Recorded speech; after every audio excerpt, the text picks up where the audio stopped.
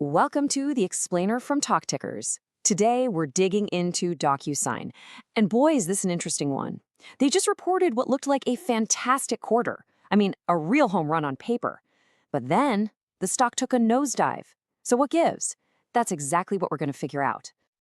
All right, so here's how we're going to break it all down. First, we'll tackle that big contradiction, the beat versus the drop. Then we'll get into the actual numbers, the good stuff. After that, we'll unpack management's big news strategy, their story for the future. And of course, we've got to talk about what's spooking investors. We'll wrap it all up with our official take, what we think is next for the stock. All right, first up, the beat and the drop. Let's really get to the heart of this market paradox. So this is the fundamental disconnect that just has everyone scratching their heads. You've got DocuSign delivering a classic beat and raise quarter. I mean, everything looked great. They even lifted their guidance for the full year. And the reaction? The stock gets hammered, dropping about 7% after hours. It just doesn't seem to add up, right? Well, that's the mystery we're here to solve. Okay, so let's start with the good news. Let's really decode the financials and see why this quarter looked so strong at first glance.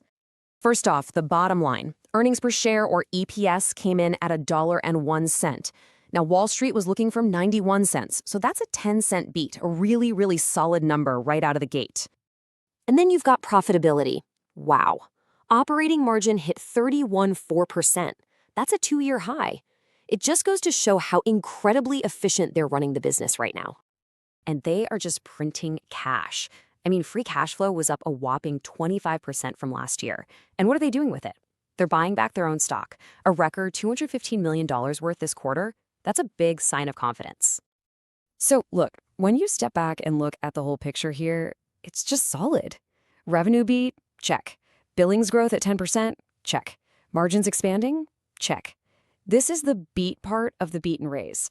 And honestly, on its own, it looks fantastic. But, and this is a big but, it's only half the story. All right, now let's pivot to management's narrative. What's the story they're trying to sell to Wall Street about the future? Because this is where it starts to get really interesting. Okay, so they are making a huge push to change how you think about them. Forget DocuSign, the e-signature company. They want you to think DocuSign, the AI-powered platform. The whole new buzzword is IM, which stands for Intelligent Agreement Management. It's their big bet on the future. And you could just hear the confidence in the CEO's voice on the call. He was basically saying, look at this quarter. This is proof. Our new strategy is working, and this whole IAM thing, it's really taking off. And, it's not just talk. They brought the receipts.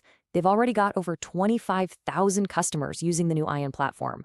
They've nailed down these super important government security certifications, which is huge for opening up that public sector market. And they're getting nods from the big names, like Gartner calling them a leader for the 6th year in a row. So there's real momentum here.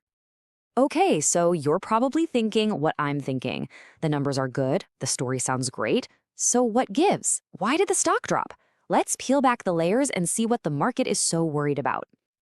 Yeah, this is the million-dollar question, isn't it?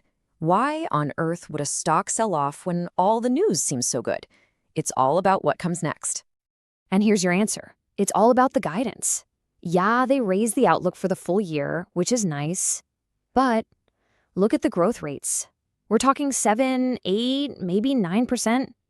For a tech company like DocuSign, that's just not exciting. Remember, this is a company that used to grow at 30–40%.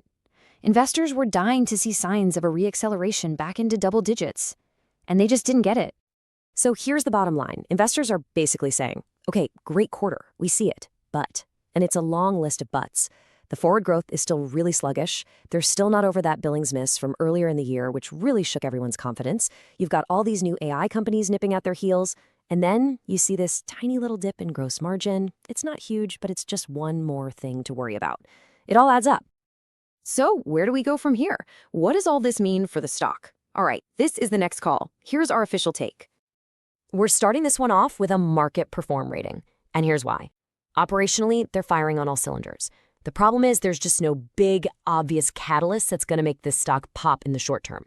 That whole IM story is great, it's promising, but it hasn't started translating into the kind of revenue growth that gets Wall Street really excited and willing to pay up for the stock. So this is a classic show me stock now. What that means is the market is done giving them credit for just beating low expectations. They need to see it. They need proof. They need a clear, sustainable path back to double-digit growth.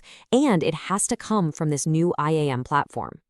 So we think the stock's probably going to be stuck in a range for a bit, maybe between 65 and 75 bucks. The next huge catalyst is going to be in March. That's when they give their first ever annual growth outlook for fiscal 2027. That number is everything. It will tell us if this show me story is for real or if investors are in for more disappointment. And just a reminder, this is not financial advice.